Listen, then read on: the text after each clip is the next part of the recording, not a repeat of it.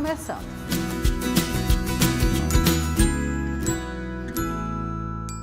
Você tem vontade de fazer cirurgia plástica? Você sabe como funciona essa cirurgia? Olha, eu tô aqui com o Dr. Marco Aurélio Cabral.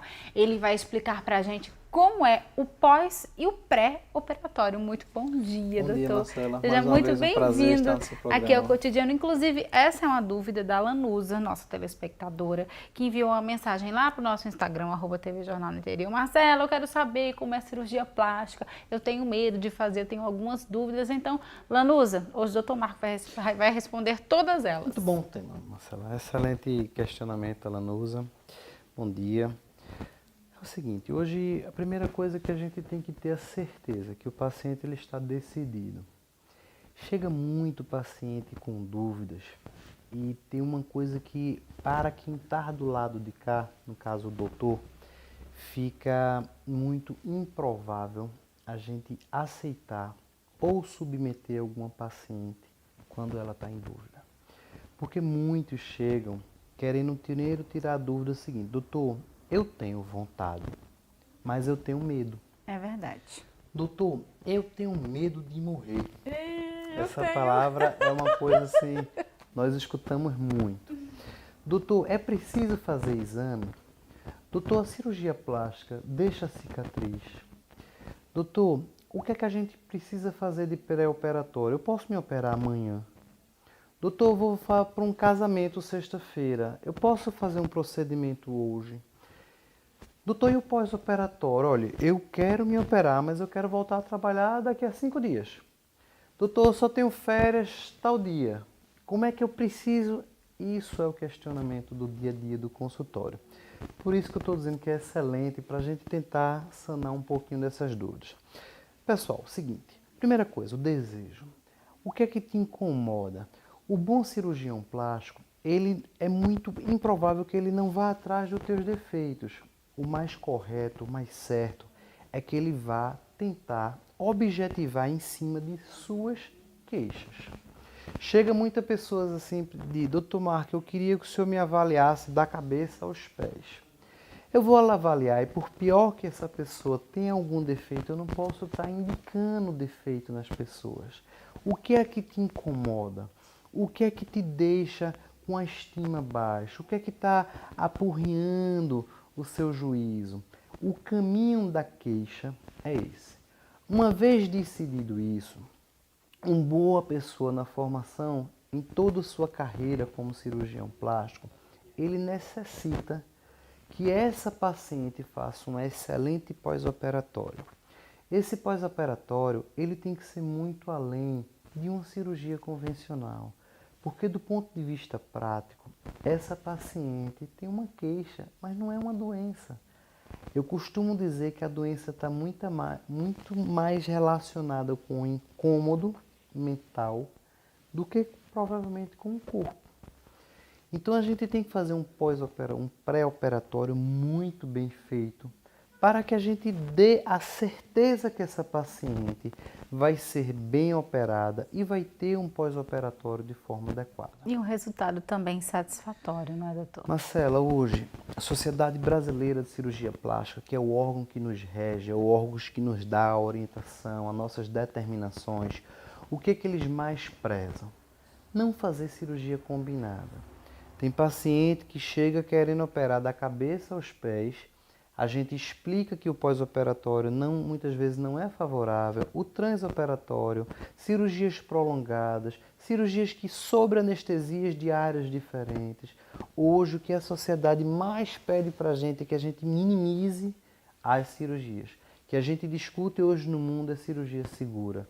Cirurgia plástica, ela tem que deixar a paciente bem. Eu não posso estar lesando nada na paciente. Isso é o que hoje a gente tenta prezar. Então, por exemplo, eu não faço cirurgias combinadas. Estou ficando com essa fama na cidade e em torno.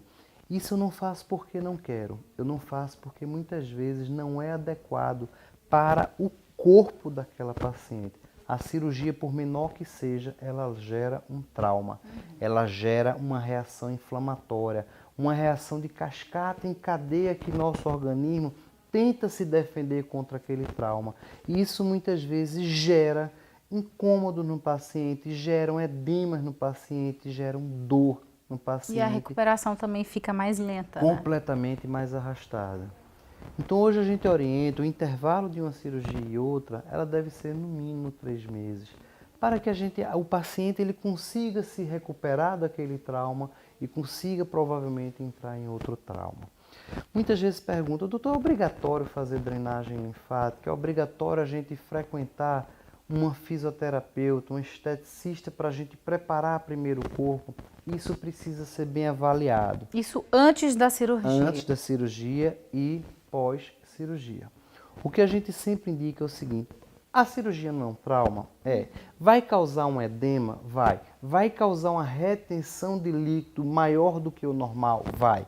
Então a gente precisa que os linfonodos que estão no nosso corpo para filtrar as impurezas do corpo e eliminar, além dessa filtragem do sangue, tentar puxar aquele edema que saiu da corrente sanguínea e foi para o tecido, que ele volte para a corrente sanguínea, precisa que seja feita drenagens.